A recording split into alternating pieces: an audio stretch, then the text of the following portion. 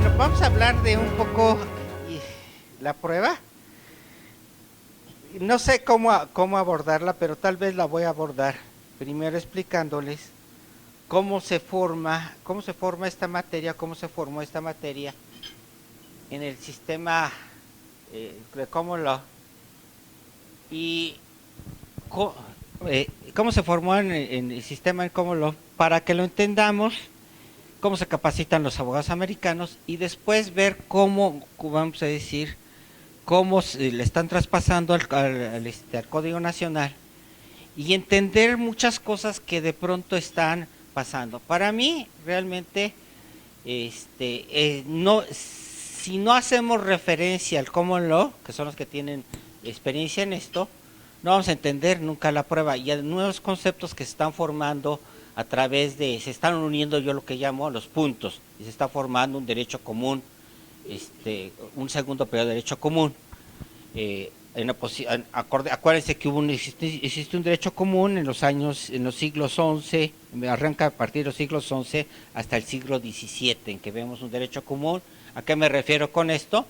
Que los libros se escribían en latín, en las mismas cátedras se daban en la Universidad de París, en la Universidad de Bolonia, que es la primera, la Universidad de Londres. Entonces todo había un derecho común y se interpretaba todo esto. Entonces estamos a punto de un derecho común también que se está formando y lo más seguro es que vayamos hacia un sistema más apegado al common law. Bueno, entonces vamos a partir de la idea de cómo se forma el abogado norteamericano, cómo nace esta ciencia en Estados Unidos o esta materia y qué desarrollo ha tenido y para esto nos va a servir para darnos pistas de lo que de cómo debemos afrontar el problema. Bueno, lo primero que tenemos que tomar en consideración es lo siguiente. En Estados Unidos no hay licenciados en derecho, ¿ok? No hay licenciados en derecho, hay, vamos a decir, doctores en derecho. ¿Esto qué significa? Que el licenciado, vamos a decir, primero para entrar al doctorado de derecho, para ser abogado, necesitas primero una licenciatura. O sea, te estudias una licenciatura que puede ser en criminalística, en filosofía y letras, que puede ser en economía, lo que ustedes gusten, vamos a ir en las distintas. Y ya después hay vamos a decir, doctorado en Derecho. Y entonces ahí en doctorado en Derecho, pues existen doctores en Derechos por especialidades. Pero tomemos el ejemplo de la especialidad para litigar. Si alguien quiere ser, después de la licenciatura, quiere meterse al doctorado en Derecho y está enfocado a la litigación. Entonces, ¿qué materias más o menos en el mapa curricular existen? Una más o menos equivalente, derecho criminal, que sería derecho penal. Otra que sería derecho procesal o criminal, que sería derecho procesal penal. Otra que sería técnicas de litigio, que sería más o menos lo que están pasando ahorita, o sea, libros enfocados a cómo se litiga en las cortes. Y entonces también existe, y aquí viene el gran problema, una materia de evidencia. ¿Ok?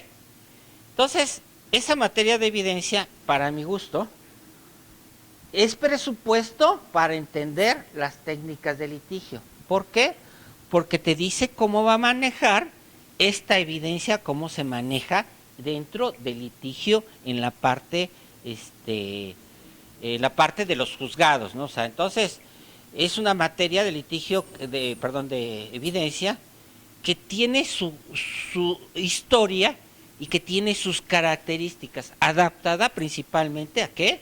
A un modelo de juicio oral, o sea, a un modelo conjurado, o sea, partiendo de la base que existe un juez que controla, vamos a decir, a las partes y un jurado que resuelve las cosas. Entonces, con esa estructura, de pronto empiezan a pasar cosas que no hemos visto y que no nos hemos percatado. Podría decir que de pronto esta materia de evidencia, hasta el nombre, de pronto no choca, ¿no? O sea, no choca. ¿Por qué? Porque presupone ciertas cosas. Si nosotros dijimos que en el sistema de common law los que resuelven, vamos a decir, los que adjudican los hechos, es el jurado. Entonces, de pronto, ellos crearon una materia que se llama evidencia y no pueden intervenir en lo que decide el juez porque hay libertad de, vamos a decir, de decisión, de valorar las pruebas. Entonces, ¿cómo controlan? La pregunta sería, ¿cómo controlan la información que le llegue al juez que sea, vamos a decir, clara y distinguida y que no lleve al jurado a hacer resoluciones que tomen, vamos a decir, prejuiciosas o que sean malas resoluciones? ¿Qué es lo que hacen? Entonces, establecen un férreo control respecto de los medios probatorios, le llaman evidencia. Ahorita le explico por qué es medio de control de lo que puede ser considerado evidencia. Entonces, de ahí nos explicamos y entonces ahí vamos a decir, en esa materia se ve todo este tipo de circunstancias por los cuales puede ser expuesta esta evidencia al jurado. Entonces hay un fuerte control para evitar que el jurado haga malas decisiones. Entonces el juez de la corte controla la información que puede convertirse en prueba, o sea que pueden los jurados en base a esa información o esa evidencia decir ya está probado. Entonces vean ustedes un poco cómo aparentemente nosotros decimos es que el jurado es libre de valorar, sí es libre, pero le controlan la información que le llega, le controlan entonces una serie de información y entonces tiene el juez que controlar la información que ya esto se va a convertir en esencial. Entonces parten de esa idea de que los que dicen que prueba es el resultado, o sea cuando el jurado dice ya probó y probó con esto, o sea probó con esto, entonces todo lo demás anterior se llama evidencia y parten de eso, vamos a decir, de la filosofía empírica, de distinguir, vamos a decir, de la regla del método, de Descartes, cuál es la primera regla. Los errores de juicio se deben principalmente a que se presentan, vamos a decir, medios o información que no es clara y distinguida. Y cuando es clara y distinguida, estamos hablando de evidencia. Entonces hay que buscar información que sea clara y distinguida y entonces eso es evidencia. Entonces a partir de eso se empieza a crear un concepto que se llama de evidencia y entonces empiezan a manejar, no dicen pruebas, sino dicen evidencia. O sea, y esto va a convertirse en esencial porque van a ver ustedes qué es lo que pasó con el Código Nacional. Entonces, a partir de él, vamos a decir, empiezan unas construcciones y tenemos unos principales autores, que son Hume, o sea, principales dentro del campo jurídico, pues está lo que se llama Jeremías Bentham, ¿ok? Jeremías Bentham, Taylor, y después hay al principio de este siglo un autor que se ha convertido en capital, que se llama John Henry Wigmore. O sea, John Henry Wigmore, que fue el primero, era un caos, la materia de evidencia, porque se resolvía todo a través de jurisprudencias, de casos en especial. O sea, decían qué tipo de evidencia podía ser admitida y qué evidencia no podía ser admitida. Y entonces, John Henry Wigmore, en los años de 1908 a 1930, acapara esta materia y empieza a crear, vamos a decir, a unificar las reglas de evidencia. Ese es el primer intento en Estados Unidos de tratar de unificar ese caos que existía. Y entonces empiezan ya, los libros de John Henry Wigmore son libros más todavía que se citan dentro de los libros de materia de evidencia, como alguien que es importante, que capitalizó y empieza un poco a hablar de inferencias, de analizar la prueba indicial, de la presuncional. Un autor en español que sigue mucho la influencia de John Henry Whitmore es un autor español que se llama Muñoz Sabaté, Luis Muñoz Sabaté.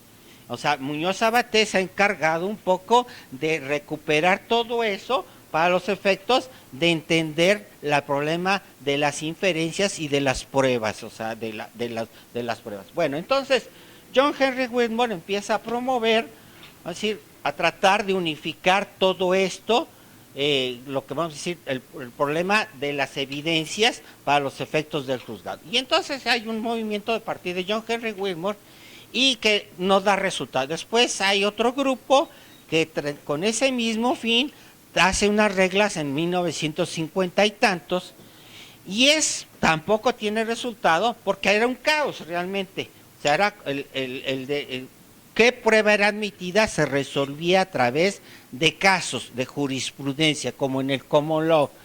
¿Cuándo es que se pone un orden? Pues se pone un orden cuando llega, vamos a decir, Earl Warren a la Suprema Corte de Justicia de Estados Unidos de América. Es un personaje, vamos a decir, para mí, después de ver lo que pasa con Earl Warren, o sea, que llega de presidente a la Suprema Corte, es el mejor periodo, ¿sí?, de respeto de los derechos humanos a nivel mundial hasta la fecha. O sea, revolución es la época en que la Corte Americana empieza a resolver sobre cuestiones de discriminación. O sea, es la época en que ordena a la Suprema Corte que los soldados acompañen a los negros, vamos a decir, a los de color, a las escuelas, y que no, vamos a decir, para los efectos de que no existiera. Es el año que suben a los militares a acompañarlos a que tomen los mismos autobuses. Es el año, vamos a decir, es la época en la que la Corte no discrimina, dicta jurisprudencias que se convierten esenciales para no discriminar a la mujer. Vamos a decir, hay jurisprudencias del aborto, del derecho de aborto que tiene la mujer. Pero en el proceso penal también empieza a hacer una serie de jurisprudencias que se convierten en trascendentales. Es la época de la revolución del proceso penal norteamericano. Y empieza a hacer unas jurisprudencias que podría yo explicar, que por ejemplo ayer Francisco puso una sobre, vamos a decir, son un tema muy interesante que se llama, vamos a decir, que son las detenciones policíacas, y que para mí se va a convertir en uno de los temas más fuertes, porque empieza a distinguir la Corte, vamos a decir, entre restricciones y privaciones. Y lo que está haciendo la Corte mexicana, vamos a decir, es confundir mucho, y está mucho mejor, por ejemplo, en la jurisprudencia que se llama esta de Terry. Terry es mucho mejor jurisprudencia y más clara que lo que está haciendo ahorita la Corte. O sea, de pronto es una cosa impresionante lo que está pasando. Pero entre las cosas que promueve Earl Warren, es dos cosas que se van a convertir, que estamos viviendo, estamos viviendo y que vamos a vivir. Empieza, vamos a decir, él antes de ser ministro de la Corte, era magistrado del Tribunal de Circuito de Washington, dice, y un día, vamos a decir, lo invitan la American Bar Association a su Congreso Nacional, y vamos a decir, lo que se queja él es que los abogados norteamericanos no saben realizar alegatos de apertura, no saben interrogar, no saben contrainterrogar, no saben litigar, o sea, en el juicio oral.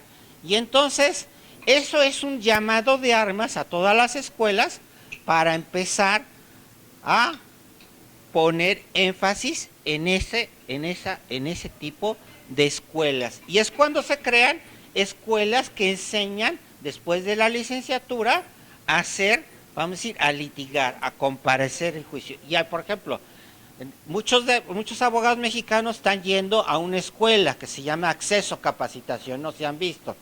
Bueno, esa escuela es lo que realmente hace, capacita, está para capacitar después de terminar su doctorado para los efectos de que aprendan a litigar. Pero esa escuela, a mi gusto, es la escuela Patito de Estados Unidos, ¿ok? Es la escuela Patito. La escuela máxima es NITA, esa es la máxima. Y también hay, según yo lo que sé, es que también una escuela equivalente para prosecutor o fiscales. Esas son las partes fuertes de litigio. Pero entonces, vean ustedes la trascendencia de Esther Warren. O sea, revoluciona el proceso penal norteamericano, revoluciona los derechos humanos en Estados Unidos, y lo siguiente que hace es que empiezan a crear las reglas federales de evidencia. O sea, las reglas federales de evidencia que de pronto están estableciendo, vamos a decir, presupuestos para que se considere evidencia y cómo se debe de desarrollar, vamos, la evidencia dentro del juicio oral. Y entonces, esta materia que es tan importante, se llama Federal Rules of Evidencia, y la pueden ustedes localizar en internet. De pronto tiene tanta trascendencia, o está trabajando en la Corte sobre ella, sacan un proyecto y el Congreso de la Unión, con mucho celo, lo apropia y empieza a trabajarlo. Y entonces se pide una ley que se llama Federal Rules of Evidencia. Yo soy muy malo para el inglés, pero la lucha lo hago tratando de entenderlo. Entonces, a partir de ahí hay un movimiento en todos los estados, porque cada estado empieza a tener sus reglas de evidencia, sus reglas que establecen cómo se maneja la prueba, ¿en dónde? O la evidencia en el juicio oral. Y entonces ya hay libros, ya vamos a decir, McCormick, o sea, hay varios libros, y todas las reglas, vamos a decir, tratando de interpretar, que se vuelven clásicos, ¿no? McCormick es un clásico, hay otro por ahí que ahorita no me acuerdo, que son libros clásicos dentro de la materia de evidencia, Y entonces, mucho de lo que pasa en las técnicas de litigación, pues tiene su base, obviamente, en las Federal Rules of the Evidencia. Y entonces, porque son muy completas, te dicen, vamos a decir, dónde opera, cómo opera un testimonio, qué es lo que tienes que hacer para el interrogatorio, hasta dónde alcanza un contrainterrogatorio, qué formas hay de impugnar, qué formas tiene que, vamos a decir, cómo se deben de incorporar los medios probatorios físicos o documentales, y entonces está estableciendo las reglas de cómo vas a operar dentro del juicio oral. O sea, y entonces está muy regulada, y entonces los alumnos de las universidades pues estudian esa materia para los efectos de poder litigar dentro del juicio oral. Hay, vamos a decir, unas reglas de evidencia por cada estado, pero la tendencia es un poco aquí como aquí, que las reglas federales de evidencia es como, vamos a decir, la madre, o la que todas han ido abrevando, vamos a decir, las han ido adaptando a su propio sistema. Tanto es así que, por ejemplo, en el 2000, ahorita no me acuerdo exactamente la fecha, 2007, 2008, vamos a decir, el pueblo de Puerto Rico, o sea, el Estado asociado de Puerto Rico, hace una reforma a sus reglas de evidencia y las compagina con los mismos números que las reglas federales de evidencia. Y entonces, de pronto, vamos a decir, ya se puede decir que ya hay una homogeneidad, por lo general, sobre cómo opera los medios de evidencia, aunque hay unas que sobresalen, que son las reglas de California de evidencia, que fueron hechas a su vez antes de las reglas federales de evidencia y antes por Earl Warren, porque Earl Warren fue gobernador, bueno, fue fiscal general de California y he sido el único personaje que pasó, vamos a decir, de gobernador en 2 ocasiones, y la última ocasión fue nominado por los partidos, por el Partido Republicano y por el Partido Democrático. O sea, es una importancia John Henry Earl Warren que de pronto no nos se da cuenta. Entonces vean ustedes cómo, ahí más o menos les digo cómo está esta materia, ¿no? O sea, cómo se va desarrollando. Ahorita vamos a ver un poco ciertas cosas. Entonces, esta materia es estudiada en las escuelas.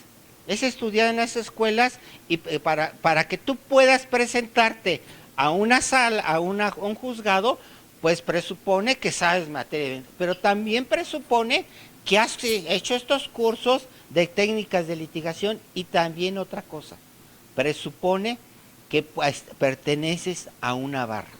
O sea, no se puede litigar si no perteneces a una barra. ¿Por qué? Porque se considera que el ejercicio profesional, vamos a decir, si bien es una actividad privada, también estás dando una actividad pública y por lo tanto tiene que ser regulado. Tienes que pasar por unas reglas de conducta que también promueve John Earl Warren, en las cuales te dicen, vamos a decir, ya no son las reglas éticas, sino te dicen cómo tienes que trabajar. Y solamente, vamos a decir, ya hay reglas de conducta para los efectos de abogados defensores, ¿ok? Para los efectos de defensores de delitos de muerte, o sea, con pena capital, y vamos a decir, de fiscales y de juzgadores. Y entonces, ¿qué es lo que pasa si tú incumples con tus reglas de conducta? Te quitan la patente y no puedes litigar en eso. O sea, o hay sanciones, hay consecuencias dependiendo de la falta que realices. Entonces vean ustedes cómo estamos un poco en camino hacia allá, hacia ¿cómo se llama? Hacia el ejercicio profesional a través de las barras. Entonces eso resulta impresionante porque para allá vamos y así van, de una forma garantizan que el ejercicio profesional sea honesto y sea claro, ¿no? Desafortunadamente, y eso verdaderamente es lamentable, es que a través de todo este tiempo que ha existido, vamos a decir, cambios de sistema en todos los países, solamente dentro de esos países un país que pudo más o menos tratar de poner algo de lo que dice las reglas de evidencia fue Colombia. O sea, el Código colombiano trata ciertos problemas que se ven en las reglas de evidencia. ¿Cómo qué problemas? Alcance, formas de impugnación del testigo, prueba de referencia, prueba de carácter, está tratando de regularlo. Todos los demás códigos la olvidaron, la materia. La olvidaron. Se olvidó esa materia y entonces es el gran problema que se presenta, que no sabemos operar con este tipo de reglas cuando estamos en un juicio eminentemente oral. Y entonces tenemos serios problemas. Por ejemplo, en el Estado de México se permite mucha introducción de pruebas a través de la lectura. O sea, de pronto eso es, vamos a decir, como no se comprende de lo que hay detrás de toda esta, vamos a decir, de este ejercicio que existió para crear las reglas de la evidencia, porque no fue solamente, lo interesante es que no fue solamente, le intervinieron, vamos a decir, juristas, sino que también intervinieron filósofos, epistemólogos, para crear, vamos a decir, ver la naturaleza de cada prueba y empezar a crear, vamos a decir, algo que después sea operable dentro del sistema. O sea, fue un esfuerzo muy grande, en donde no se excluyeron a gente, vamos a decir, a gente que podía aportar otros saberes y que fueron fundamentales para los efectos de la construcción de esas reglas de evidencia. Y entonces tenemos verdaderamente problemas lamentables. ¿Por qué? Porque no hay, el Código Nacional se hace verdaderamente bolas con el problema de prueba, o sea, con el problema de prueba y con una serie de conceptos que no conoce y no sabe entonces estructurar correctamente cada medio probatorio y cómo, vamos a decir, dependiendo de la naturaleza. Entonces vemos un poco cómo de pronto esto se va a convertir en un problema. Ya de hecho, por ejemplo, en Colombia, según me informaban, había la intención de los colombianos de sacar un código de evidencia. O sea, para que se pudiera operar, vamos a decir, en los procesos penales orales y también en los procesos civiles orales. Porque esta materia de evidencia se enseña para todo juicio oral. O sea, cuando se entra a juicio oral, no importa que sea mercantil, penal, civil, o sea, es evidencia, o sea, bajo las características de un juicio oral que de pronto se tiene que llevar a cabo en cierta forma. Entonces, eso es lo que está pasando y esos son los problemas que tenemos. ¿Por qué tenemos también problemas? Porque la gente está más enfocada en saber cómo se interroga, o sea, en saber comunicarse, o sea, en saber tratar de hablar dentro de un juzgado y está perdiendo, lo que me he dado cuenta, está perdiendo la parte sustantiva, o sea, la parte fuerte, la parte, vamos a decir, se está perdiendo a través de Guatemala, se ha perdido la teoría del delito en los juicios orales, se ha perdido muchos aspectos sustanciales, porque estamos más preocupados por tratar de balbucear y no nos damos cuenta de que estamos perdiendo los aspectos sustantivos, o sea, de teoría general del proceso, de evidencia, de toda esta construcción que debemos de pronto retomar. Ahora, ¿qué hacer? Empezar a trabajar de cómo se van a manejar las pruebas en ambientes de juicio oral. O sea, empezar a trabajar esto epistemológicamente y jurídicamente. No lo alcanzan a ver, o sea, no se alcanza a ver. O sea, ese es el problema. Entonces, ¿qué es lo que va a pasar? Que va a haber muchas ejecutorias o resoluciones de tribunales federales que no alcanzan a ver cuál es el problema. O sea, y entonces va a haber muchas, van a decir, de unas interpretaciones y después van a decir, cuando comprendan el sistema, se van a dar de topes en la pared. Con esa materia de reglas de evidencia o de evidencia en Estados Unidos. A vamos a decir, esta posición que se maneja por los americanos a través de estos autores que hay en Estados Unidos, que sería, por ejemplo, Bentham, o que existieron, Bentham, Taylor, John Henry Whitmore, se le llama teoría racionalista de la prueba, ¿ok? Esta teoría racionalista de la prueba ya está inundando el proceso continental europeo, o sea, y de pronto ya vemos que ya existen a grandes autores, un gran autor italiano que está inmerso en esta corriente. ¿Quién es ese autor italiano que ha venido a México tal vez 4 o 5 veces y ha dado conferencias aquí en México? ¿Quién es ese autor? Michel Tarufo, ¿ok? Si ustedes ven el libro de Michel Tarufo, La prueba de los hechos, el autor que más cita es ¿a quién? John Henry Whitmore. O sea, es el autor que está citando, el que está manejando. Y entonces empieza a haber ya una escuela que de autores del continente europeo, principalmente de España, que empiezan a manejar todo este tipo de información. ¿Como quién? Jordi Ferrer, ¿ok?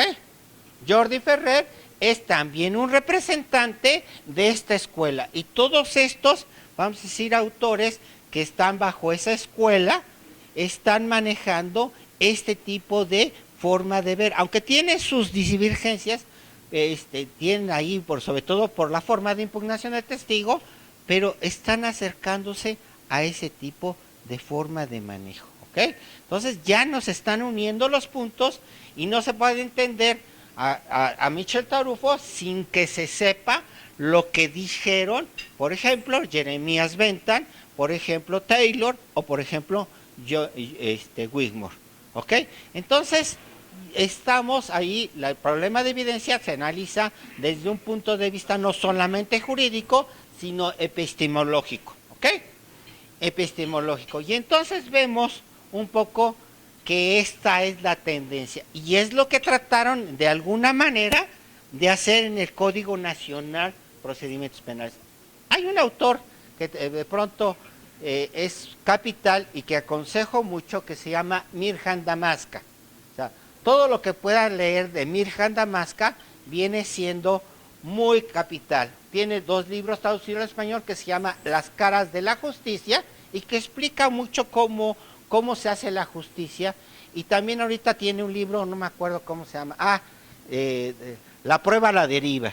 Es un autor que provenía de esta parte de Yugoslavia, de estos pueblos, y de pronto se lo llevan los norteamericanos, y lo llevan a la Universidad de Yale, y entonces empieza a escribir sobre derecho, procesos comparados, pero también empieza a escribir sobre el tema más difícil del derecho norteamericano, del derecho probatorio de la evidencia. ¿Cuál es el tema más difícil?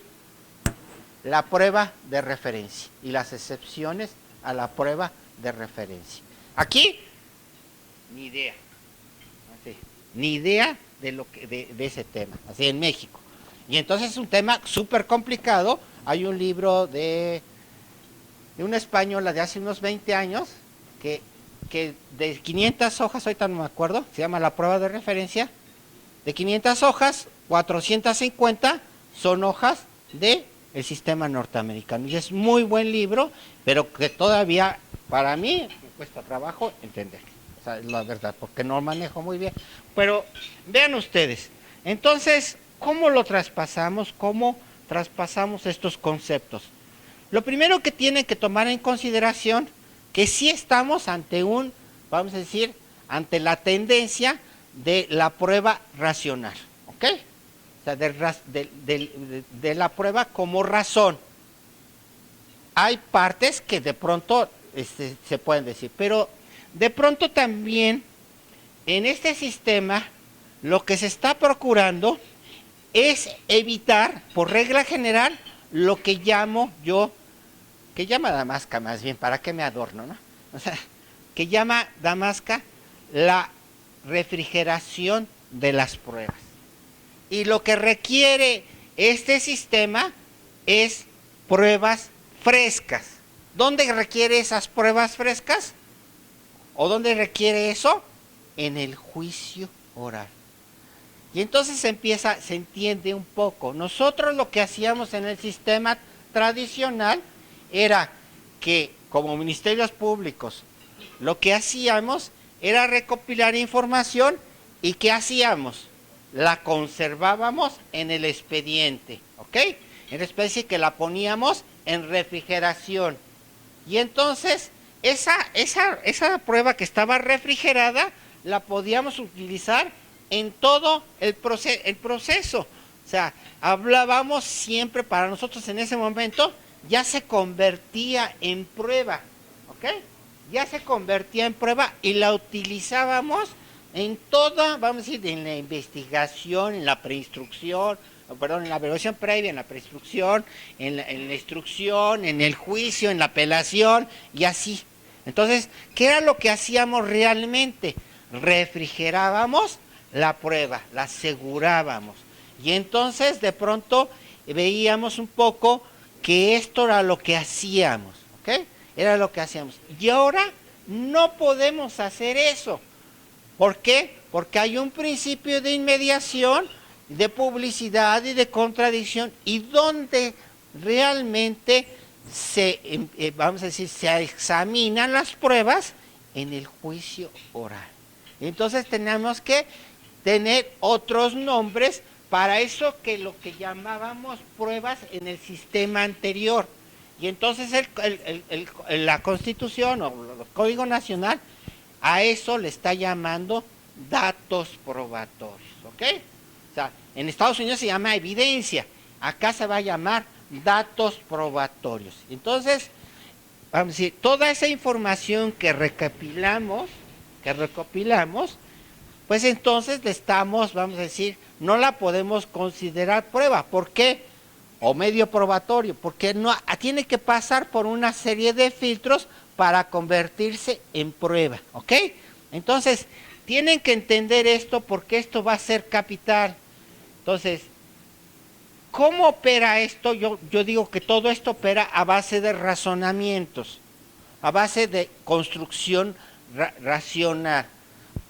¿Qué es lo que hace uno en la investigación realmente? Pues razona para obtener datos probatorios, ¿ok? Razona, va razonando cómo obtener datos probatorios, cómo obtener, vamos a decir, información para tenerla, vamos a decir, para poder hacer ciertas cosas. Entonces va razonando para obtener, vamos a decir, datos probatorios que estén relacionados, o que sean relevantes, o que sean importantes para la investigación que está realizando. Pero no solamente hace ese tipo de razonamientos para obtener información, sino también puede hacer razonamientos para asegurar esa información. Por ejemplo, cadena de custodia, agarro un objeto y esto lo voy a conservar, ¿verdad? Y estoy haciendo razonamientos para los efectos de conservarlo y en su momento presentarlo al juicio oral, como un dato, las huellas digitales que apuñalé a, no sé, a X persona, por decirlo, ¿no? Entonces está razonando para esos efectos, pero también tiene, por ejemplo, hay algo que se llama, que no se ha visto, que se llama testigo silente en Estados Unidos. ¿Qué es el testigo silente? Pues es un proceso oral, y cómo de pronto sales con la jalada de testigo silente, ¿no? Las cámaras. O sea, las cámaras de lo que están filmando, por ejemplo, una negociación, entra alguien a robar, o por ejemplo, un secuestro afuera, toda una serie de cosas que puede ser, lo que está filmando. Entonces tienes que hacer razonamientos para los efectos de ¿qué? De asegurarlos. ¿Por qué? Porque eso solamente se va a convertir en medio probatorio, ¿cuándo? En el juicio oral. Y si no los aseguras, fíjense nomás lo importante, si no los aseguras, entonces yo como defensa, por ejemplo, el Ministerio Público tiene que asegurar todo esto, yo como defensa lo que puedo promover es que se excluyan porque no lo aseguró para que yo lo verificara, ¿ok? Entonces, vean ustedes todo lo que hay, vamos a decir, hay que hacer, vamos a decir, es razonamientos para obtener, razonamientos para asegurar información que se puede convertir en medio probatorio y en consecuencia en prueba. Hay que hacer ese tipo de razonamientos. Pero también hay que hacer razonamientos para los efectos excepcionalmente de asegurar medios probatorios, ¿ok? ¿Como cuáles? Pues excepcionalmente se puede llevar a cabo una prueba anticipada. ¿Cuándo? Cuando está en peligro de muerte o cuando puede ser, vamos a decir, se va a salir del país. Pero son casos excepcionales. ¿Por qué? Porque alteran el orden del proceso, ¿va? Lo que estamos haciendo es que en el juicio se va a establecer lo que quiere el juez, es pruebas frescas. Y ese es, vamos a decir, donde opera todo es en el juicio oral. Y eso nos va a causar un sinnúmero de problemas. En Estados Unidos hay un grupo que se llama Proyecto Inocent Project.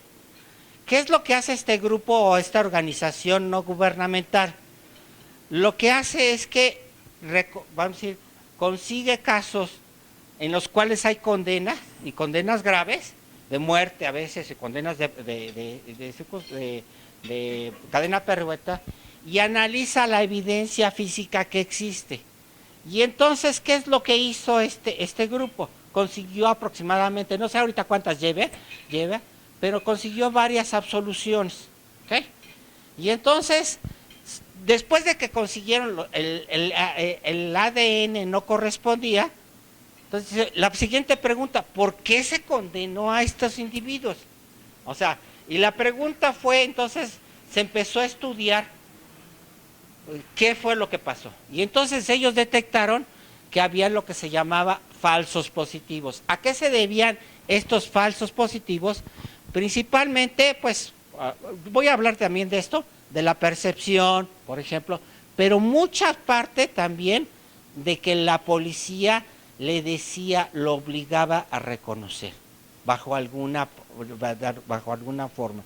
Y entonces, de pronto, fue un clamor, empezó a hacerse grupos de trabajo y trabajaron y sacaron un protocolo. No me acuerdo quién era el presidente de la República, el presidente de Estados Unidos, pero era cuando era del Departamento de Justicia, Jean Renaud.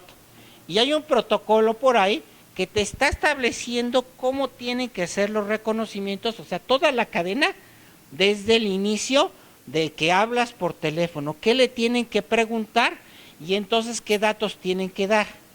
Y entonces, vamos a decir, cuando lo de la line-up, que se conoce en Estados Unidos, está claramente delineado como está en el Código Nacional.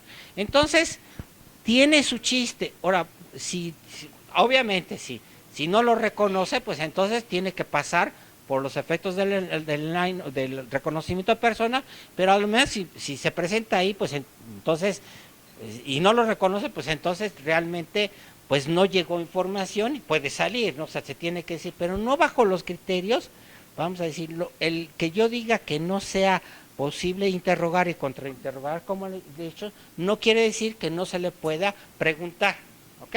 Y de que no se le pueda preguntar, pero no bajo las mismas reglas del juicio oral. ¿Por qué? Porque sería, vamos a decir, todo está diseñado. Miren, tienen que tomar en cuenta esto siempre, de que el centro del sistema del juicio oral de Estados Unidos es el juicio oral, ¿ok?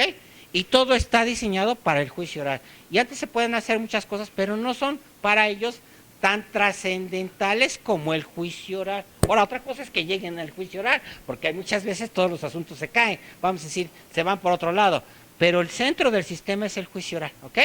Bueno, entonces, esto es, vamos a decir, los tipos de razonamiento que se pueden hacer en la investigación. O sea, razonamiento para obtener información, razonamiento para asegurar datos probatorios y ocasionalmente razonamiento para los efectos de asegurar medios probatorios, ¿ok? Excepcionalmente. Se podrían hacer otros razonamientos, pero prefiero decir estos razonamientos, vamos a decir, en la siguiente etapa.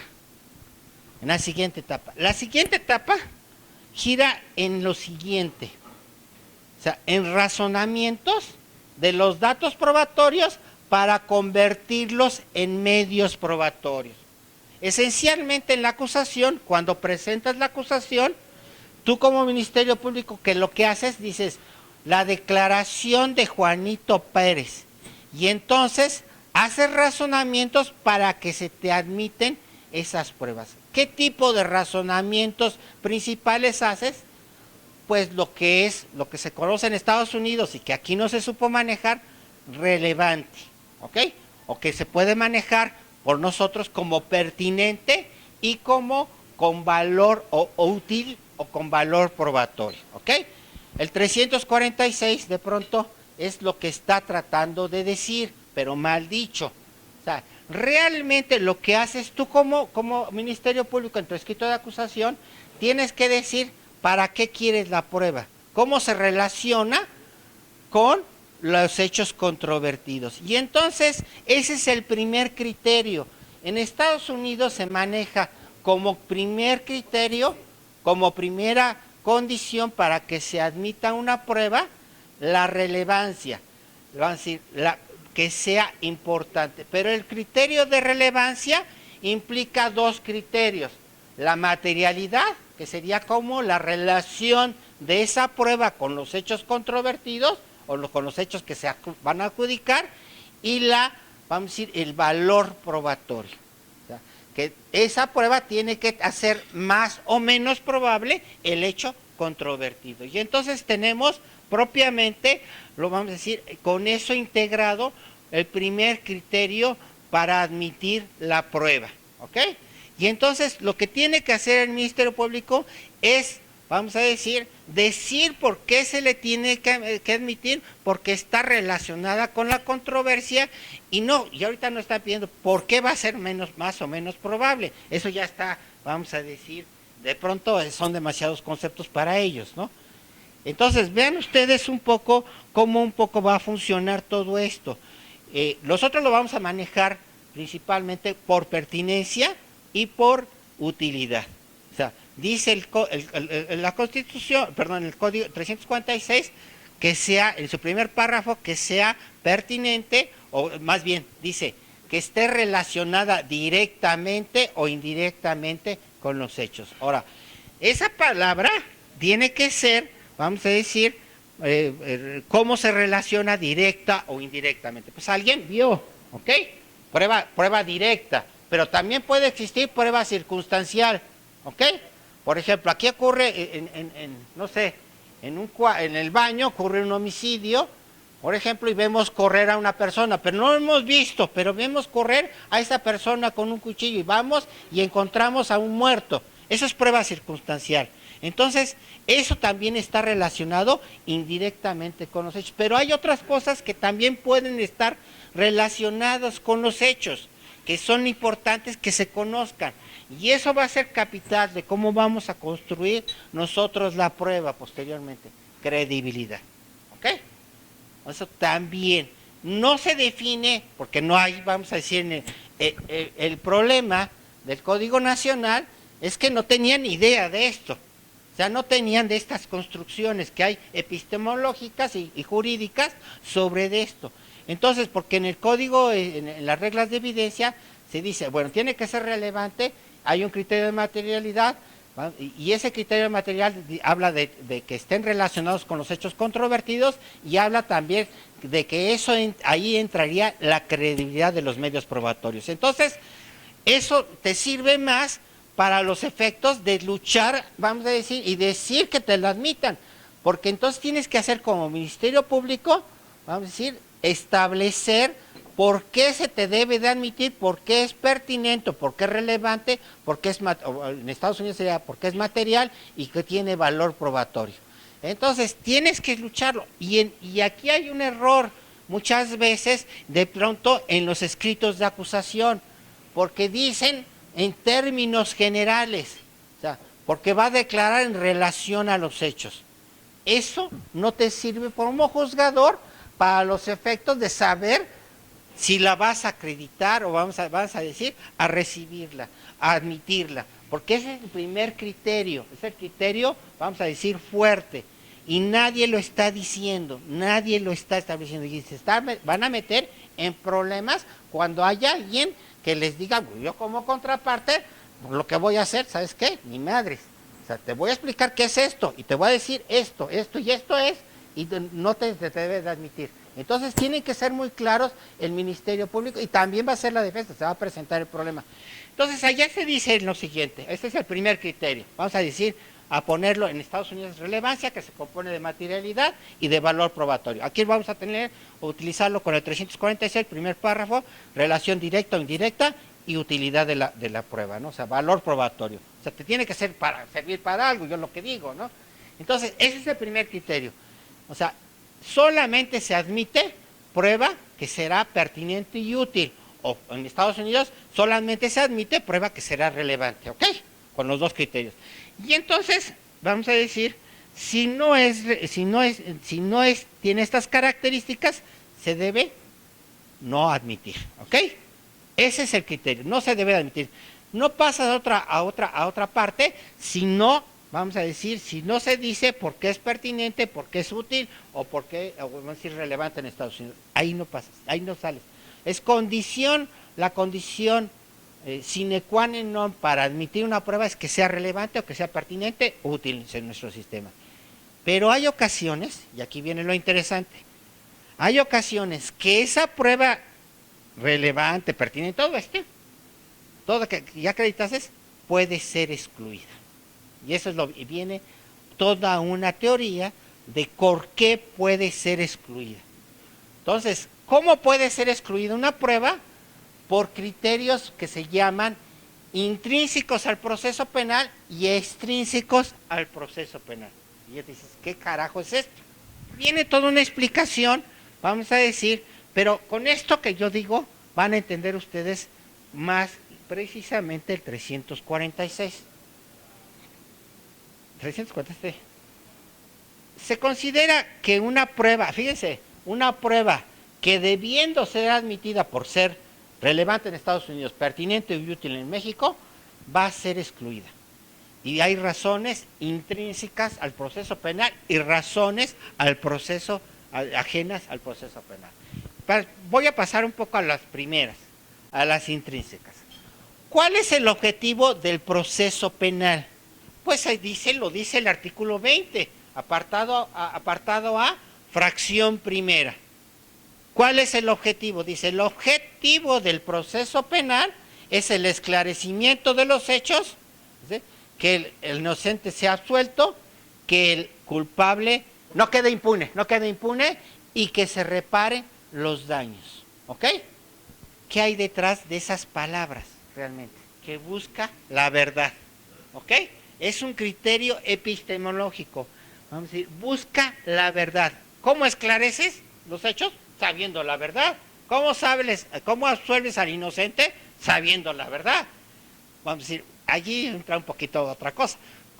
Primero, el culpable no queda impune, pero antes hay que saber que es culpable. Hay que saber cuántos son los daños. Entonces, hay un proceso penal, si ustedes ven detrás de esas palabras, que es que el proceso penal busca la verdad. ¿Sí? ¿Queda claro en esto? Entonces, lo podemos sostener. Entonces, hay ocasiones que este tipo de pruebas que deberían ser admitidas tienen que excluirse porque atentan contra la búsqueda de la verdad. Y está por eso, ¿o no? ¿Cómo qué tipo de pruebas pudieran atentar contra la búsqueda de la verdad? Pues, por ejemplo, tiene un caso, por ejemplo, conducta precedente de la mujer violada, ¿no? O sea, alguna cosa tiene una regla. También tiene otro caso, por ejemplo, cuando haya abundancia de pruebas, ¿ok? Cuando haya abundancia, y ahí tienen que ver, entonces, ver el código, vamos a decir, cuando podría esas pruebas tener, vamos a decir, impedir la búsqueda de la verdad. Y se llaman intrínsecas porque están respecto del proceso penal, o sea, de lo que tienes que buscar la verdad. O sea, de pronto entonces empiezas a entender este tipo. Allá, de pronto, hay ciertos criterios que tiene uno que revisar. Hay más criterios que podrían impedir, vamos a decir, la búsqueda de la verdad. Aparte de lo que nosotros manejamos aquí, lo de la conducta precedente de la mujer, de sobreabundancia de pruebas, por ejemplo, prueba prejuiciosa, ¿ok?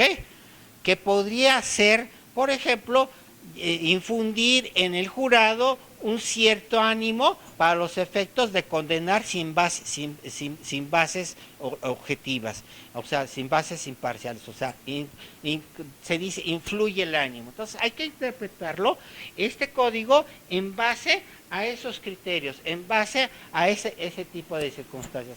Y vemos entonces cómo hay criterios, vamos a decir, que a pesar de que es prueba pertinente o es relevante, como ustedes quieran llamarle, y es útil, por decirlo, de pronto en esos casos se tienen que excluir los medios probatorios. ¿Okay? Paradójicamente, se busca el esclarecimiento de los hechos, pero con esa exclusión, la defensa logra, al final de cuentas, que no se esclarezcan, buscando la absolución. Oye, que no hay cadena de custodia en esta evidencia, que se va a violar el principio de contradicción y por tanto solicito que ese documento no se incorpore, que esto y que el otro, y entonces ya no llegó a juicio. Ahorita vamos a ver todo esto. No creo que me alcance el tiempo, pero vamos a tratar de aclarar también lo de cadena de custodia y todo ese tipo de circunstancias que está ocurriendo. Pero de pronto, o sea, esto es, vamos a decir, a veces resulta muy teórico, pero para mí es muy útil, porque si no entiendo la teoría no puedo entender la práctica. A mí no entran separadas, ¿no? Sino que son conjuntos. Entonces para mí es entrar con todo, o sea, dar en la madre en todo. Perdón, soy muy grosero. Entonces, vean ustedes estos criterios, vamos a decir, formas de exclusión intrínsecas al proceso, y después viene lo que se considera, vamos a decir, causas extrínsecas al proceso penal. Aquí hay propiamente el choque entre dos valores, y entonces ese otro valor se sobrepone al de la búsqueda de la verdad. Y entonces tenemos, vamos a decir, otro tipo de intereses que proteger. ¿Como cuáles? Pues de pronto nacen los que se llaman los privilegios. O sea, los privilegios que se han concedido por ejemplo, al acusado, el derecho a no declarar, el derecho a guardar silencio. Entonces ahí, obviamente, si alguien tuviera algo que decir sobre los hechos, ¿quién sería? Pues el acusado, ¿no es cierto? O sea, y entonces, pero se le concede un privilegio para los efectos de que no declare, de que no sea objeto de, vamos a decir, de interrogatorio, de contrainterrogatorio, si no quiere él declarar, si no renuncia a ese privilegio. Porque otra característica es que el privilegio puede ser renunciable, ¿ok? Y entonces ya entra en la mecánica normal. Entonces hay privilegio, por ejemplo, de lo que le dice el acusado al abogado, por ejemplo, lo que le dice al médico, lo que le dice al psicólogo, al psiquiatra, más la relación entre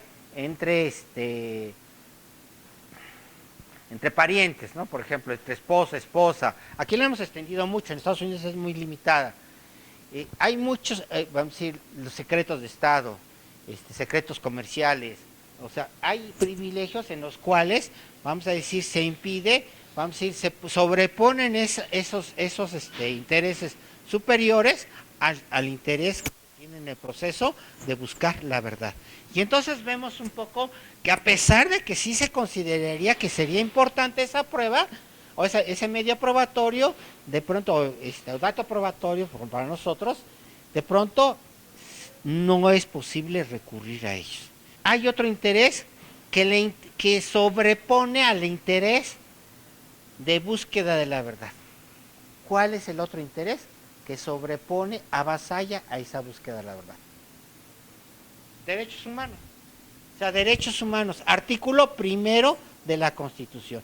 Y entonces, vamos a decir, lo que se procura es que esos derechos humanos prevalecen a la búsqueda de la verdad.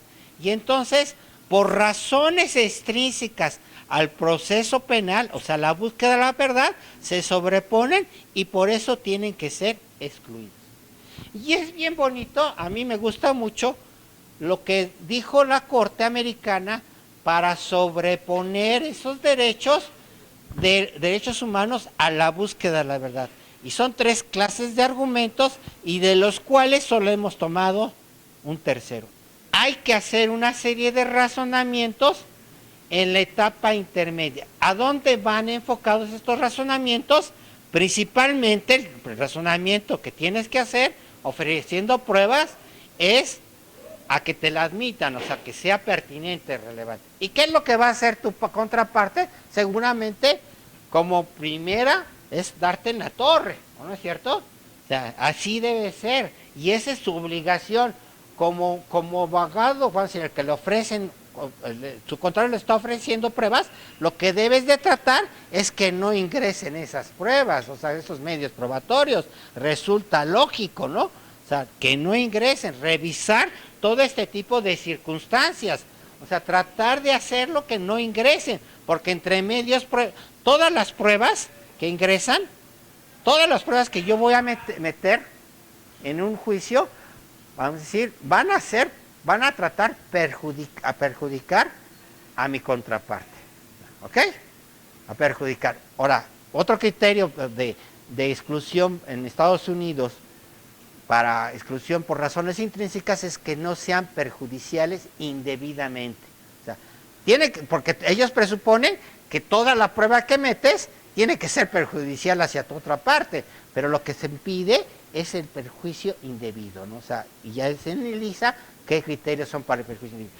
Bueno, entonces ustedes ven más o menos que todo se enfoca en esta parte, en la etapa intermedia, principalmente en cuestión de medios probatorios o en transformar esos datos probatorios a medios probatorios. Cuando se te admiten, ya estamos hablando de medios probatorios, porque ya pasaron por un filtro. ¿Cuál fue el filtro? Que fueron admitidos y que pasaron por la pertinencia o relevancia y ya son admitidos. Entonces ya podemos hablar de medios probatorios. Realmente los medios probatorios en Estados Unidos se admiten en el juicio. O sea, se enlistan antes y se admiten en el juicio. Y entonces eso hace que la diligencia de juicio oral, vamos a decir, cuando por ejemplo se celebra cierta pericial, primero se tenga que admitir que esa persona es un perito. ¿Y eso quién hace esa admisión? El juez. Y una vez que la admite, entonces ya les da derecho a que dé su opinión. Entonces ahí tiene una diligencia que se llama voir dire. Y aquí tenemos un grave problema, porque el juez de control en la etapa intermedia no va a poder analizar muchas cosas para la admisión de la prueba. Está muy limitado. Entonces, yo estoy hablando de la admisión, siguiendo, no se crean que soy así un genio, sino siguiendo un poco lo que se maneja en Estados Unidos, una admisión condicionada o una relevancia condicionada. O sea, se admite provisionalmente para los efectos, vamos a decir, de que después en el juicio oral ya sea realmente incorporada o que ya se pueda valorar.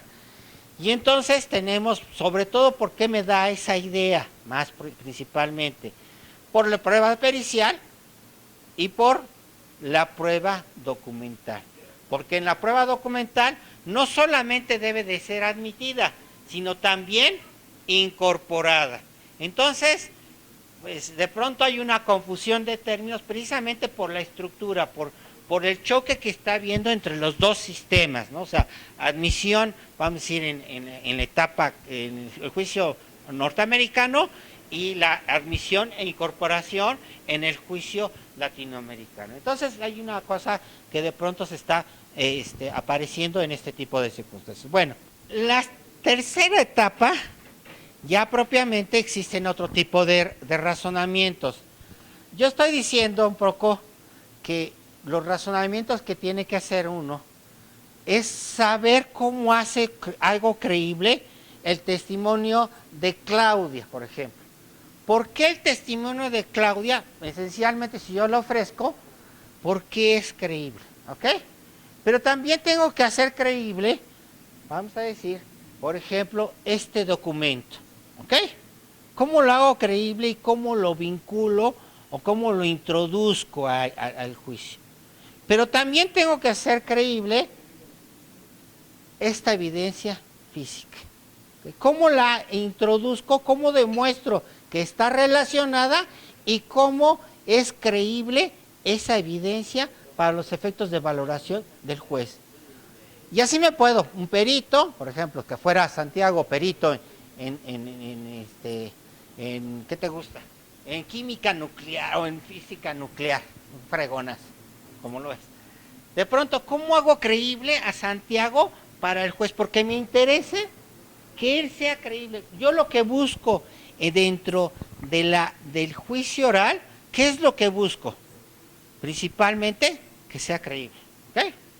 En caso de documentos, lo que necesito es autenticarlo y hacerlo creíble. En caso de peritos, trato de hacer creíble a un juez, porque de pronto esto va a convertirse en una batalla. O sea, en una batalla que no se ha visto y que de pronto el juez se sienta y dice, ¿por qué debo de creerle a esa persona? ¿Por qué debo de creer en ese documento? ¿Por qué debo de creer en ese perito? ¿Ok? Entonces, esto es realmente a mí una de las preocupaciones que me tiene, vamos a decir, de verdaderamente angustiado, porque de pronto yo también tuve una audiencia de control de contrainterrogatorio, y qué era lo que me percaté, pues sí, ya sé, la pinche técnica, que sugestivas, que por aquí, por allá, pero no había un orden lógico. O sea, no dices, ¿qué onda? ¿Qué tengo que hacer? O sea, ¿cómo tengo que decir y todo? Entonces, ¿por qué no hay en los libros de técnica de litigio esto? Porque esto está en la materia de evidencia, porque es un artículo expreso de las reglas federales de evidencia, cómo se puede impugnar a un testigo. Y entonces empieza a uno a tener lógica. Yo lo que vi, por ejemplo, me llevó Francisco a una audiencia, y de pronto lo que vi es que ni madre se entendía el Ministerio Público para dónde era el contrainterrogatorio, y la juez menos. O sea, de pronto ya estaban, yo los veía verdaderamente calificando y objetando. Después yo decía, ¿y estos güeyes qué les pasa? No saben qué onda. Juan Luis, entonces, uno como juzgador, uno como defensor, uno como Ministerio Público, tiene que saber esto porque es cuestión esencial para controlar una audiencia. Vamos a empezar con el testigo. Los testigos son fundamentales en nuestra vida. Mucho de nuestro conocimiento viene por los testigos. Por ejemplo, no sé, ADN, pues porque creemos, ¿no? Pero nos dicen los profesores, y entonces nosotros no hemos visto es cómo se hace malditamente la cadena, o sea, esa cosa de DNA, cómo se saca. Confiamos, es lo que nos dicen. Esos experimentos que se hacen, no nos ponemos a verificar si es cierto o no es cierto, porque ni siquiera los comprendemos, yo no sé, ni madre, ni siquiera. Entonces, los primeros problemas que tenemos son los de percepción, ¿ok? Y la percepción, vamos a decir, se refiere no solamente, generalmente utilizamos el sentido de vista, pero también puede ser el sentido de oído, vamos a decir, puede ser el sentido de gusto, el sentido de las manos, o sea, son 5 sentidos, ¿ok? El que utilizamos principalmente es el de la vista, entonces es el que es el más estudiado, el que es más fuerte, ¿no? O sea, en ese sentido, somos eminentemente, más en esta sociedad, eminentemente visuales. El segundo problema es la memoria, y después vienen los problemas de expresión, de comunicación. El cuarto son los problemas de sinceridad, ¿ok? O sea, y esos son los, vamos a decir, desde un punto de vista técnico, o sea, técnico desde el punto de vista, vamos a decir, de psicología social y todo ese tipo de cosas. Pero esto se traduce ya en las reglas de evidencia con ciertas formas de impugnación. El segundos ataques son ataques en cuanto a la pertinencia o relevancia.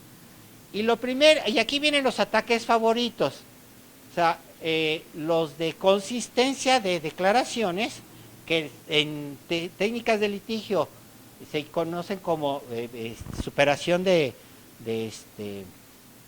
contradicciones, pero que realmente lo que están buscando es que, vamos a decir, ¿cómo vas a creer en una persona que ha ido cambiando su versión?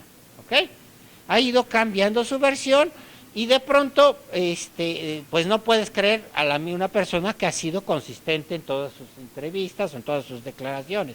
Entonces, también hay que tener en cuenta, y eso se olvida, que no todo pinche error es esencial. Puede ser que se equivoque en mínimas cosas, y eso no va a valorarlo el juez, va a decir, es normal, ¿no? O sea, pero la cuestión esencial, hay que detectar cuáles son las contradicciones esenciales para atacarlas, porque si empiezan a contrainterrogar por cuestiones baladís, pues el juez va a decir, oye, ¿sabes qué estás?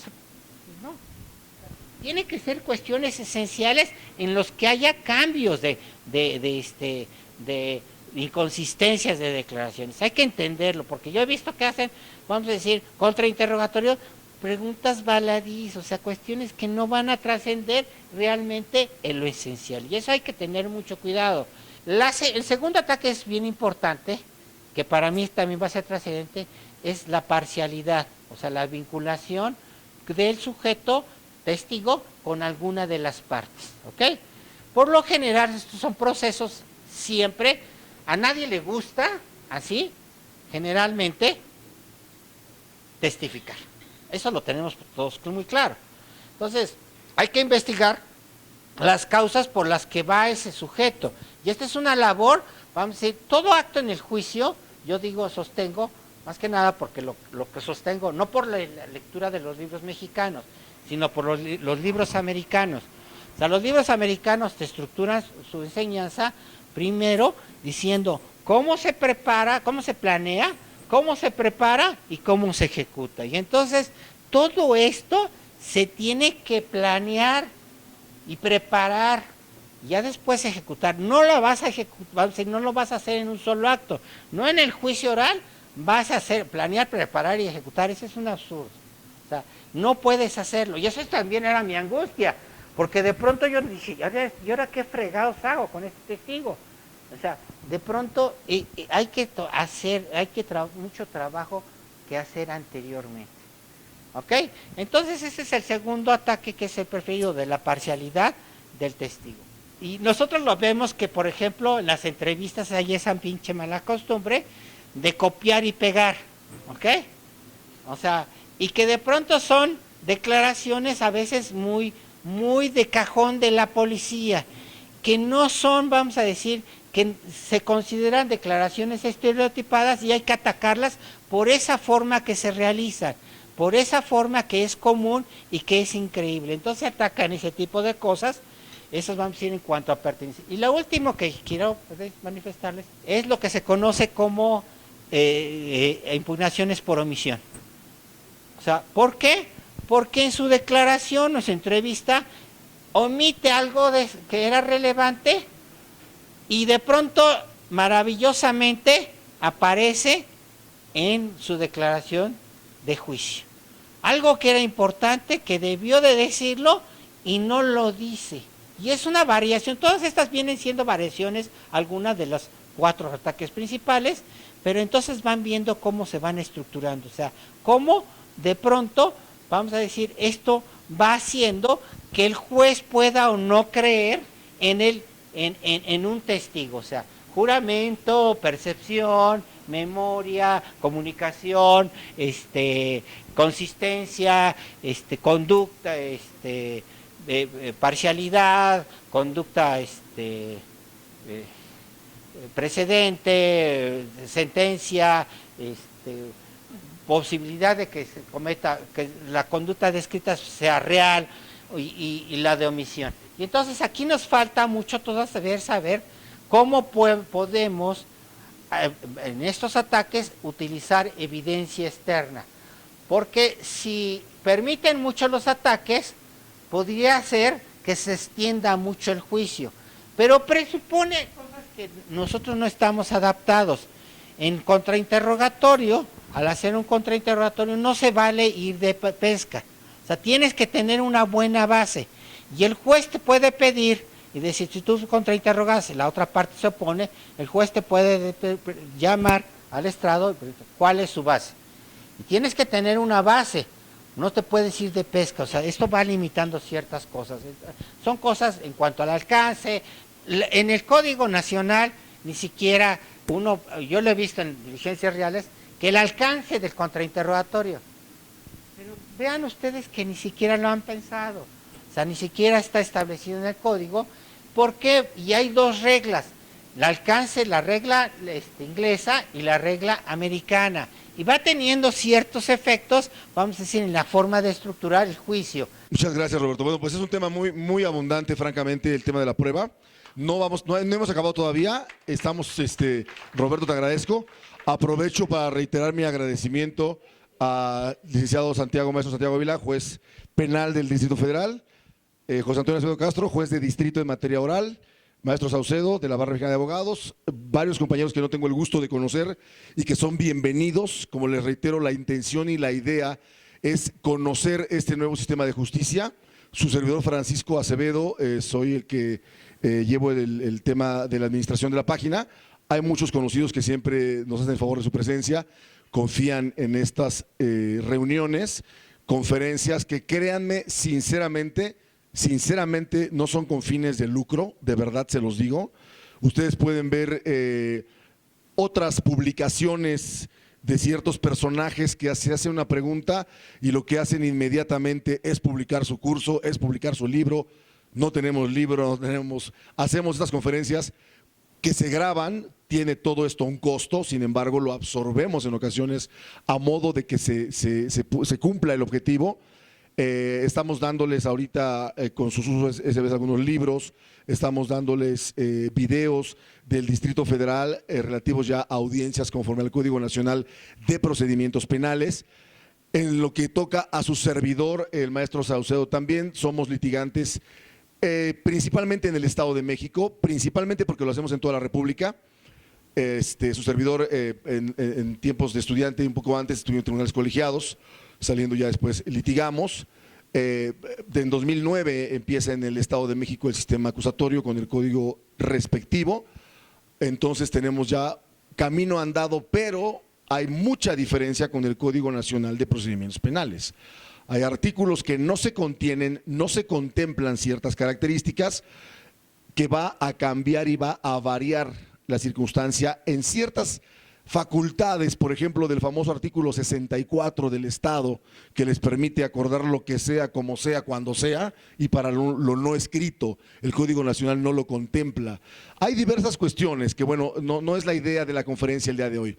El motivo principal es el tema de la prueba. Hay novedades en este nuevo sistema, como lo bien lo maneja Roberto, sobre todo en materia de pruebas. Lo que nos hace mucha falta y debemos ya de estar atentos y buscar es la práctica, sobre todo eso, la práctica. Ya hay mucha doctrina, ya hay mucho código comentado, donde por cierto Roberto y el magistrado Ponce y Venancio, ¿cómo se llama? Modesto, hacen un código comentado que ya viene en la segunda edición con las reformas. Estamos también en pláticas de hacer varias cosas, varios proyectos, pero sobre todo, hace rato les puse la foto de la Casa de la Justicia, no sé si la vieron, en Coyoacán, es una casa preciosa, que bueno, más allá de lo precioso, lo importante es que le demos la utilidad de vida, donde con una sala de juicios practiquemos todos, porque la práctica es lo que nos va a llevar a aprender, al aprendizaje, al enfrentarnos en una audiencia real, al estar debatiendo con un ministerio público, al ser en su caso asesores jurídicos, la nueva figura donde ya representamos a la víctima con las facultades de un defensor, donde ya podemos interrogar, contrainterrogar, argumentar, donde viene esta etapa del Código Nacional del descubrimiento probatorio tan importante, en la que pueden ocurrir diversos presupuestos previos a la audiencia intermedia, en la cual, por ejemplo, el abogado, el Ministerio Público formula su acusación a través del juez, quien notifica a las partes, y vienen brevemente, les comento los supuestos donde el defensor obviamente tiene acceso a la prueba material, en su caso puede desahogar periciales y al mismo tiempo la víctima se dirige al acusador coadyuvante y a través del juzgado aporta datos de prueba que no conocía el Ministerio Público, que entonces le da vista a la defensa y viene un pequeño procedimiento en la etapa de descubrimiento probatorio muy interesante previa a la audiencia intermedia. Estas características que realmente solo la experiencia y vivirlo, créanme, que es lo que nos va a dar el conocimiento más eficaz. Dice el magistrado Miguel Ángel Aguilar del 9º colegiado, que es un muy buen amigo de su servidor y de algunos de los invitados, que al día de hoy con franqueza no hay una literatura eficaz que verdaderamente contenga una explicación real de lo que está ocurriendo y va a ocurrir en materia práctica en el sistema acusatorio. Antes decíamos, cada juzgado tiene su código de procedimientos, ahora decimos, cada juez va a tener su código de procedimientos, ¿no? Dicho con todo respeto, porque hay interpretaciones. Comentábamos ayer en la Facultad de Derecho, donde me hicieron el favor de invitarme a darles un taller, el último módulo de práctica en lo que es sistema acusatorio. Teníamos una discusión con un alumno que viene de un juzgado de distrito, que es secretario de acuerdos, muy interesante. La verdad es que siempre estamos abiertos al diálogo, porque todos aprendemos, todos. A un diálogo con respeto, a un diálogo eficaz, estamos abiertos a ese diálogo porque vamos caminando en este respecto. Y comentábamos un tema respecto de la participación del juez en el nuevo sistema de justicia. Por ejemplo, hay artículos en el Código Nacional 371, 372, si mal no recuerdo, donde hablan de la parte de objeción. Hay un artículo que dice, el juez no puede interrumpir al testigo salvo que preceda objeción. Dice esa parte, el juez se abstendrá, literalmente, salvo que preceda objeción. Pero hay un artículo, 372 me parece, donde dice, nunca se admitirán estas preguntas impertinentes, etcétera. Entonces ahí entra una interpretación. El juez debe esperar objeción o puede, como decía Roberto, en términos del artículo 1 constitucional, derechos humanos, debido proceso, etcétera, convenciones, no permitir sin que preceda objeción como director de la audiencia, más allá de solo el orden, más allá de solo el respeto a las partes, más allá de solo identificar. No hay objeción y puede el juez en un momento determinado no permitir una pregunta sin que preceda objeción. Hay un artículo 371, 372, 373 que hablan de esa parte conducente que les refiero. Entonces el Código Nacional va a evolucionar.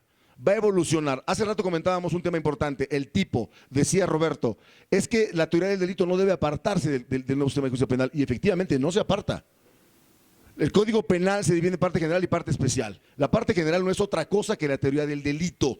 Léase, digo, no quiero caer en comentarios absurdos, léase en lo que toca pues a la parte descriptiva, culpa, etcétera. Entonces, hay una tesis, recordemos que en Chihuahua fue donde se inicia previamente la reforma constitucional y se hace una jurisprudencia, creo que es jurisprudencia, donde se describe que para efectos de la autovinculación no se requiere más que una descripción conceptual. ¿Por qué? Por la reforma del 16 y 19 constitucionales, en cuanto a que ya no exigen el cuerpo del delito. Sin embargo, acaba de salir una tesis de un circuito del sur, no sé de qué, no recuerdo qué circuito, 21º, 23º, donde exigen el tipo en el auto de vinculación. Es tesis aislada. Es tesis aislada.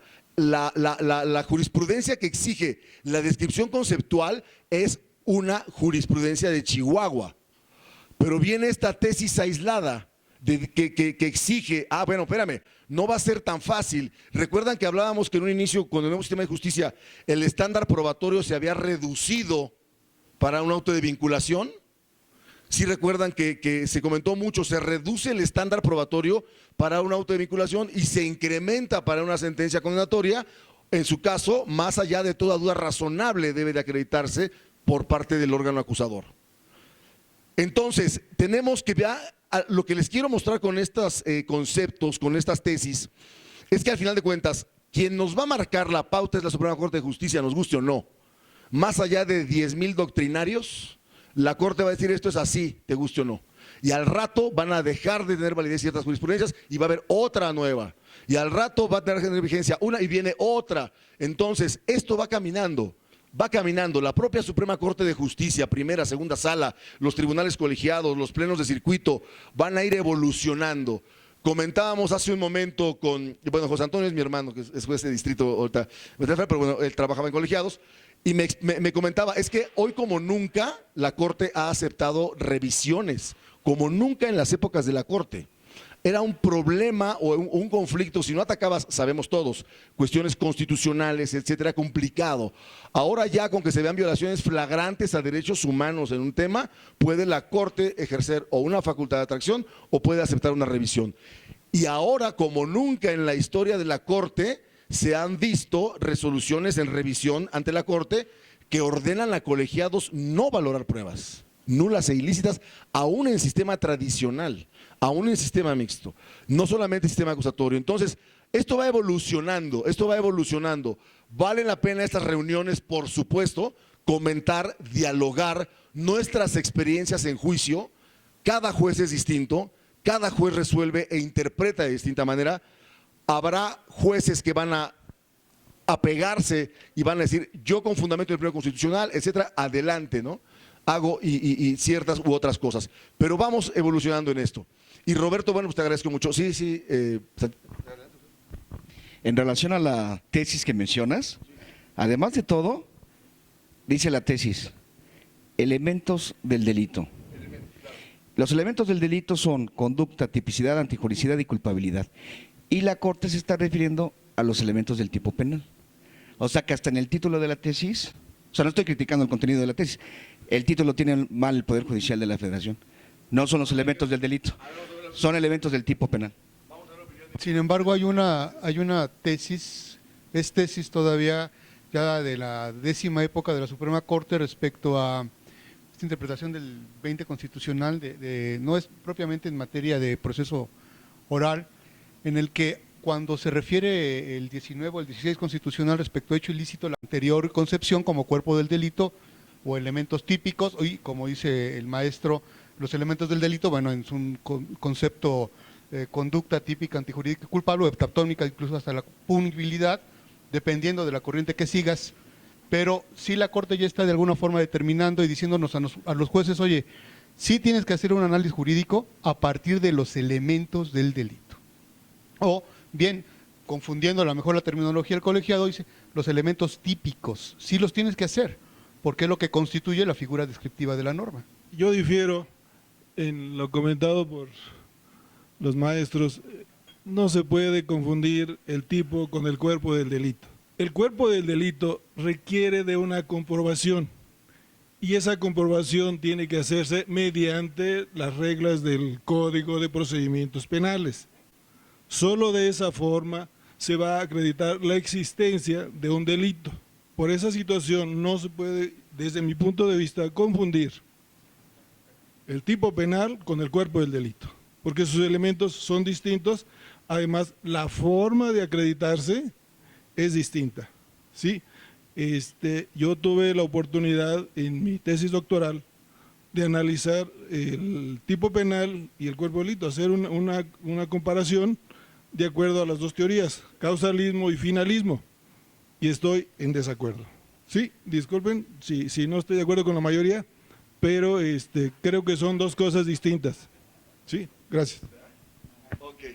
Bueno, gracias, Santiago. Vamos a tratar de hablar de, ya creo que no, para no abrumarlos, voy a tratar de algo que a mí me está preocupando. Me está preocupando mucho, porque realmente yo veo que, sinceramente, siento que el litigio está en época de piedra. O sea, hay muchos delitos que no se sabe. Estamos partiendo de la base de testimonios y a veces afortunados de periciales. Todo es un tema periciales que también, de pronto, y muchos delitos que no se van a, vamos a utilizar medios probatorios que son distintos, o sea, documentales objetos materiales. No sé qué va a pasar, por ejemplo, con delitos modernos, ¿no? O sea, como delitos que utilizan la computadora, los digital, evidencia digital, por ejemplo, documentos extensos, administración fraudulenta, todo este tipo de cosas que de pronto yo no sé qué va a pasar. También se trata, no desaparece la prueba física ni la prueba documental, o sea, pero aquí de pronto la prueba física y la prueba documental, y a veces no sé cómo clasificar la prueba digital, que sería como documento, también empieza a tener que cierto tipo de forma de manejarse. Entonces, también como cualquier tipo de prueba, pues lo que uno va a tratar primero es de autenticarla, de, vamos a decir, identificarla, si ustedes quieren. O sea, si ustedes ven bien un poco esto, pues ya no hay expediente, ¿no? Ya no hay expediente, y entonces les hablé de un concepto de prueba fresca. Entonces, ¿cómo hacer fresca ese documento, esa evidencia o ese medio probatorio físico tangible? Y entonces empieza a haber una serie de criterios. Primero lo que tienes que hacerla, vamos a decir, es identificarla, pues porque lo que se estás haciendo es realmente diciendo que este cuchillo pertenece a la controversia, que este documento pertenece a la controversia, que, no sé, así nos podemos ir, ¿no? Que la fotografía que está aquí o la cámara que grabó, ¿no?, pertenece a la controversia. Entonces ahí es propiamente el primer presupuesto, sería la autenticación o identificación, y después tienes que hacer cosas aparte para hacerlo creíble, o sea, también. Y entonces depende de la naturaleza de, por ejemplo, de esto, hay formas o pruebas o formas de demostrar que pertenece, ¿ok? Y hay formas de autenticar o demostrar que pertenecen y hacerlos creíbles. Y también esto, o sea, no solamente basta decir que esto es auténtico, sino que también tiene que tener ciertas características. ¿Como cuáles características? Por ejemplo, precisión, ¿ok? Precisión, porque puede ser que no, el programa no corra bien, que el programa sea incorrecto. También tiene que tener confiabilidad. Entonces, empiezan ciertos criterios, vamos a decir, y de cómo lo vas a meter. Ni modo que antes, porque lo que he notado en muchas ocasiones es que lo que hacen es las partes leerlo, ¿no es cierto? Y lo introducen, como en el Estado de México se hace. Y también en el Código de Procedimientos Penales nacional hay una que se incorpora por lectura. Puta, ahí ya, aunque los dos casos son correctos, no son bien manejados, porque lo que necesitas es hacerlo confiable, o sea, ver que es confiable y creíble. Entonces, de pronto son conceptos que se nos están agolpando y que debemos empezar a manejar. ¿Por qué? Principalmente las pruebas físicas, porque antes realmente nos costaba nada que ingresaran, que se incorporaran y que fueran valorados. ¿Qué nos costaba? Pues agréguese a los autos, ¿o no es cierto?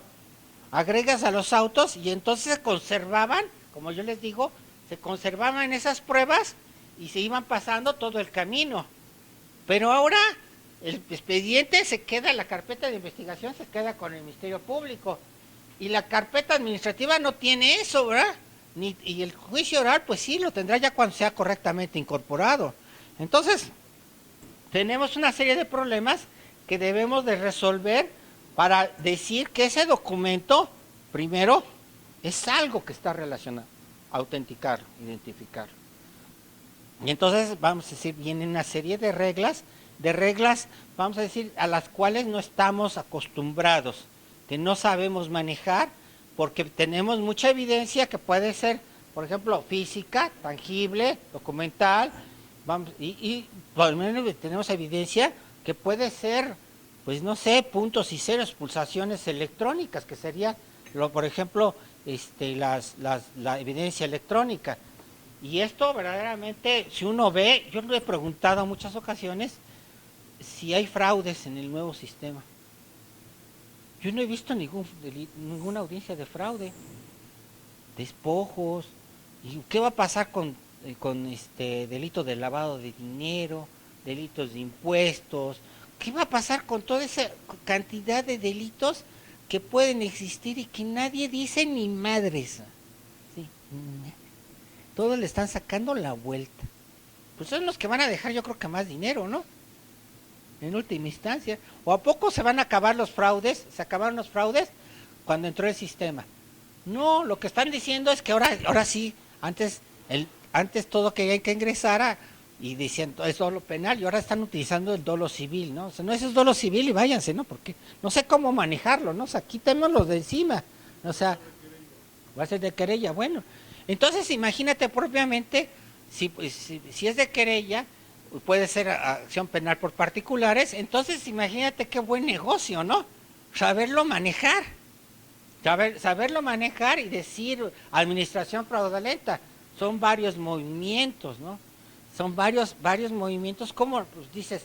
¿Cómo lo vas a meter si lo que ya no quieren son expedientes, o no? Entonces, eso para mí reprende mucho, vamos a decir, mucho de lo que está pasando. Bueno, yo lo he abordado, primero lo abordé, vamos a decir, para analizar si son o no creíbles un documento de evidencia física, se requieren 3 requisitos. Algunos se presentan en algún medio, vamos a decir, en algunos se presenta, unos, solamente basta con otros, con este, después viene con este, otros con este, y otros, vamos a decir, también con este, con fiabilidad. ¿Y esto por qué? Va a depender, aquí lo que hay que entender, de la naturaleza de cada medio probatorio, ¿ok? Y entonces uno tiene que analizar la naturaleza de cada medio probatorio para saber si necesita solamente identificarlos, si necesita también precisión y si también necesita fiabilidad, ¿ok? Y todo esto va a redundar en lo que vamos a decir. Primero, para identificar, necesitamos a alguien que lo identifique, lo autentifique. No hay posibilidades, el código maneja principalmente dos, en los cuales se está sentando al, vamos a decir, por lectura, pero salvo esas que para mí creo que están bastante dudosas, porque hay otros medios de dotarlos de credibilidad y tendría que utilizarse. Para mí, todo medio probatorio, documental, tangible o electrónico, va a necesitar necesariamente de alguien que lo identifique. O sea, yo lo veo un poco, vamos a decir, ¿qué es la identificación, autenticación? Demostrar qué es lo que dice uno que es, ¿ok? Se está realmente demostrando que ese es, lo identificas y sirve para la controversia. Y entonces aquí propiamente entras en ese tipo de problemas. Y después entras en problemas de precisión y sensibilidad. Esto, y fiabilidad, esto es epistemología, ¿no? Epistemología y que se ha ido aplicando al derecho, al juicio oral. Bueno,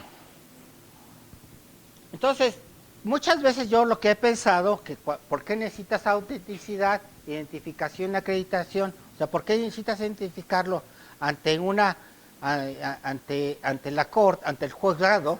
Es porque ya se perdió el proceso. Entonces tiene que, vamos a decir, ya se perdió el expediente. Ya no es importante el expediente. Entonces tiene que haber una forma, alguien que diga que eso está relacionado con los hechos, ¿ok? Que eso pertenece, vamos a decir, al perderse el expediente, a esa forma de que refrigerábamos, asegurábamos las pruebas, necesitamos a alguien que comparezca y diga, esto está relacionado con los hechos, pertinencia. Esto, vamos a decir, voy a demostrar que está relacionado con los hechos.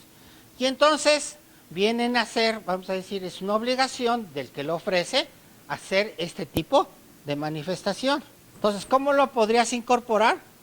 Pues a través de alguien que vio cuando lo escribió, ¿ok? Cuando lo escribió, pero también de alguien que conozca la letra de Claudia, ¿correcto? También podría ser a través de ¿qué? De una pericial caligráfica. O sea, hay varias formas de introducir este tipo de circunstancias. Y cada forma de cual vas a introducirla va a ser, vamos a decir, vas a tener que cumplir con ciertos objetivos para hacerlo auténtico o identificarlo o acreditarlo. Y eso es lo que tienen que hacer. Eso es propiamente, hay que revisar la naturaleza de esta evidencia tangible y entonces pensar cómo la puedes introducir. No solamente pues hay un camino para introducirla, sino puede haber distintos medios probatorios, pero siempre, vamos a decir, no lo vas a pensar en el momento del juicio. Eso será un error del tamaño del mundo.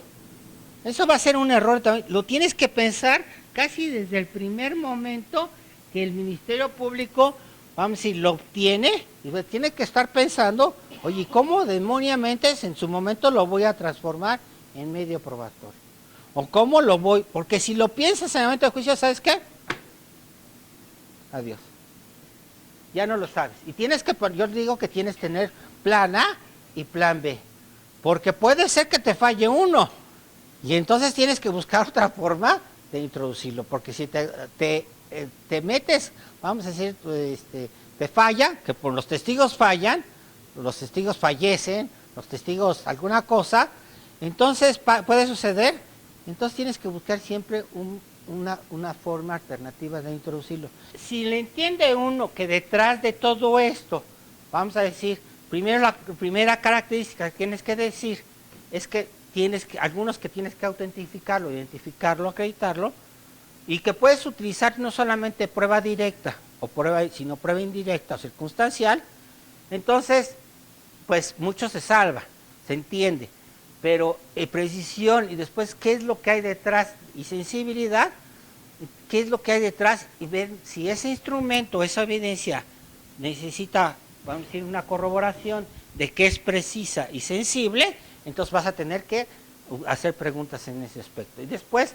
de fiabilidad, que esto, como vamos a decir, funciona regularmente, o sea, se puede repetir y puede ser, vamos a decir, fiable, o sea, puede hacer la misma operación en ciertas circunstancias, que no hay problemas de que haya una descompostura o alguna cosa así puede ser. Entonces, un poco, aparentemente es muy complicado, pero cuando empieza uno a agarrar el hilo, empieza a aclararse. Ya nada más son los problemas que uno tiene que ver respecto de la naturaleza del medio probatorio. De la naturaleza del medio probatorio, y entonces pensar qué es lo que vas a hacer con esa naturaleza y cómo vas a hacerlo auténtico. Y se vienen problemas de cadena de custodia, que de pronto yo veo que no se dan cuenta de que es un proceso de autenticación más, de identificación, que es un proceso de autentificación circunstancial y que podría ser, vamos a decir, autentificado de otra forma, y ya las, vamos a decir, las incorrecciones son sobre el peso de la prueba y no sobre la admisión de la prueba. Y esa es una lucha porque no se ha comprendido realmente qué hay detrás de la cadena de custodia y del proceso de autenticación o la forma de autenticación o acreditación. Bueno, pues muchas gracias, Roberto. De verdad es un tema muy, muy amplio, francamente, ya lo vieron ustedes. Bastante, bastante amplio. Pues muchas gracias, que tengan buen fin de semana. Gracias, profesor.